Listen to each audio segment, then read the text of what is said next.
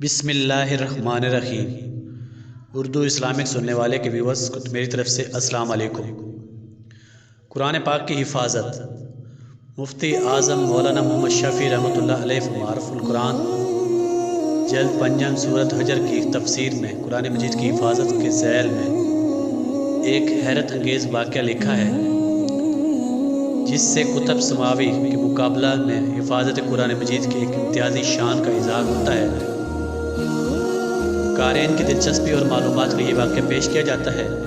امام قرطبی رحمۃ اللہ علیہ ایک سند متصل کے ساتھ ایک واقعہ امیر المومنین مامون کے دربار کا نقل کیا ہے کہ مامون کی عادت تھی کہ کبھی اس کے دربار میں علمی مسائل پر بحث و مباحثے اور مذاکرے ہوا کرتے تھے، جس میں ہر اہل مامون کی عادت تھی کہ کبھی اس کے دربار میں علم کو آنے کی اجازت تھی۔ ایسے ہی ایک مذاکرے میں ایک یہودی بھی آ گیا جو صورت و شکل اور لباس وغیرہ کے اعتبار سے بھی ایک ممتاز آدمی معلوم ہوتا تھا۔ پھر گفتگو کی تو وہ بھی وسیع و بلیغ اور عاقلانہ گفتگو تھی۔ جب مجلس ختم ہو گئی تو مامون نے اس کو بلا کر پوچھا کہ تم اسرائیلی ہو؟ اس نے اقرار کیا۔ مامون نے امتحان لینے کے لیے کہا اگر تم مسلمان ہو جاؤ تو ہم تمہارے ساتھ بہت اچھا سلوک کریں گے۔ اس نے جواب دیا کہ میں تو اپنے اور اپنے آباء و اجداد کے دین کو نہیں چھوڑوں گا۔ بات ختم ہو گئی، یہ شخص چلا گیا۔ پھر ایک سال بعد یہی شخص مسلمان ہو کر آیا اور مجلس مذاکرہ میں فقہ اسلامی کے موضوع پر بہترین تقریر اور عمدہ تحقیقات پیش کی۔ مجلس ختم ہونے کے بعد مامون نے اس کو بلا کر کہا کہ تم تو وہی شخص ہو جو سال گزشتہ آئے تھے؟ جواب دیا ہاں میں وہی ہوں۔ مامون نے پوچھا کہ اس وقت تو تم نے اسلام قبول کرنے سے انکار کر دیا تھا، پھر اب مسلمان ہونے کا سبب کیا ہوا؟ اس نے کہا میں یہاں سے لوٹا تو میں نے موجودہ مذاہب کی تحقیق کرنے کا ارادہ کیا۔ میں ایک خطاط اور آدمی ہوں، کتابیں لکھ کر فروخت کرتا ہوں تو اچھی قیمت پر فروخت ہو جاتی ہیں۔ میں نے آزمانے کے لیے تورات کے 3 نسخے کتابت کیے جن میں بہت جگہ اپنی طرف سے کمی بیشی کر دی، اور یہ نسخے لے کر میں کنیمہ میں پہنچا۔ یہودیوں نے بڑی رغبت سے اس کو خرید لیا۔ پھر اسی طرح انجیل کے 3 نسخے کمی بیشی کے ساتھ کتابت کر کے نصارہ کی عبادت خانے میں لے کر گیا۔ وہاں بھی عیسائیوں نے بڑی قدر و منزلت کے ساتھ یہ نسخے مجھ سے خرید لیے۔ پھر یہی کام میں نے قرآن مجید کے ساتھ کیا۔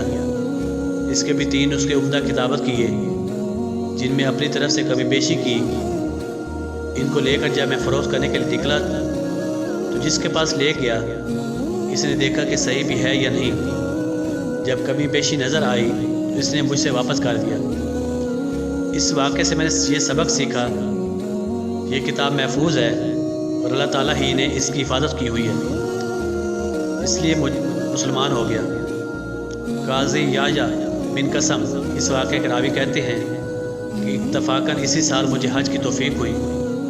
سفیان بن انیبہ سے ملاقات ہوئی، انہیں سے یہ قصہ سنایا۔ انہوں نے فرمایا کہ بے شک ایسا ہی ہونا چاہیے کیونکہ اس کی تصدیق قرآن مجید میں موجود ہے۔ یحییٰ بن اکشم نے پوچھا کون سی قرآن کی آیت ہیں؟ فرمایا کہ قرآن عظیم نے جہاں تورات و انجیل کا ذکر کیا ہے اس میں فرمایا بما استحفظوا من کتب اللہ، یعنی یہود و نصارہ کی کتاب اللہ تورات انجیل کی حفاظت کی ذمہ داری سونپی گئی ہے۔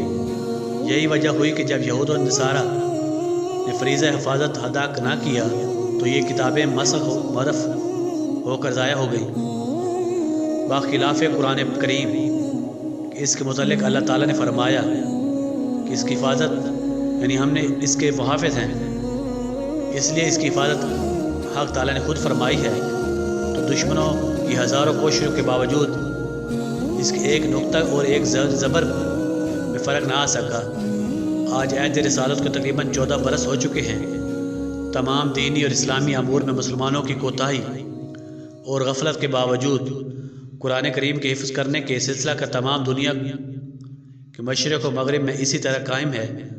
ہر زمانے میں لاکھوں بلکہ کروڑوں مسلمان جوان بوڑھے لڑکے اور لڑکیاں ایسے موجود ہیں جن کے سینوں میں قرآن محفوظ ہے۔ کسی بڑے سے بڑے عالم کی بھی مجال نہیں کہ ایک حرف غلط پڑھ دے، اسی وقت بہت سے بڑے اور بچے اس کی غلطی پکڑ لیں گے۔